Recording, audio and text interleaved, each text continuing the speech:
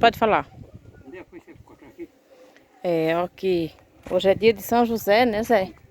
Está fazendo a fogueirinha de São José, né? Uma fogueirinha que para nós ser. Protegido, né? E o pé de manga, como tá de fulô, para botar a manga, né?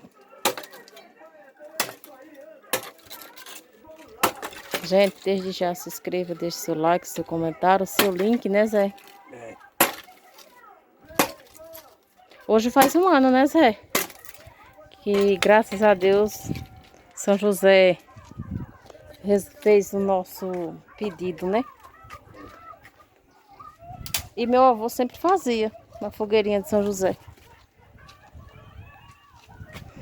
E pediu para nunca deixar de fazer, né? A gente deixou porque a gente morava em Palmeira, né? Aí não teve como fazer, né? A fogueirinha de São José. Que ele... Porque aqui, ó, cheio de pedra, ó, não tem como fazer, né? A capelinha de São José, né, Zé? Ó, cheio de pedra.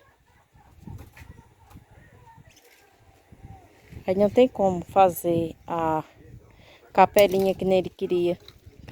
A capelinha de São José e junto com Santo Antônio, que ele é devoto. Por incrível que pareça, o nome dele chamava Antônio José, né? E pedi muito a São José para uma dívida, né? E graças a Deus, dia 19 de hoje, fez um ano que a moça pagou a dívida, né, Zé? E eu tava em São Paulo, né?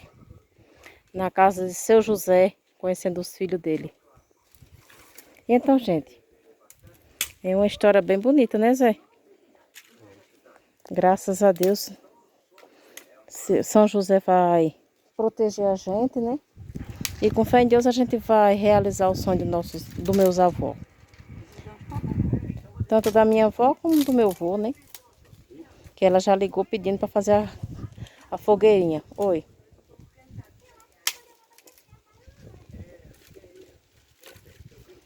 Tá bem sequinha a lenha, né? Que é a lenha sequinha, ó. Ó, sequinha, sequinha, ó. É a lenha que a gente faz cozinha, né?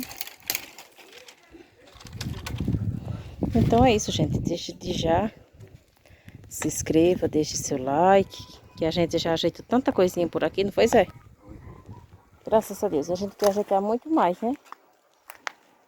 Nossa. Esses gastos tu deixa, Bota só metade já. O portãozinho para nós botar na nossa horta. Ó, a casa como é grande.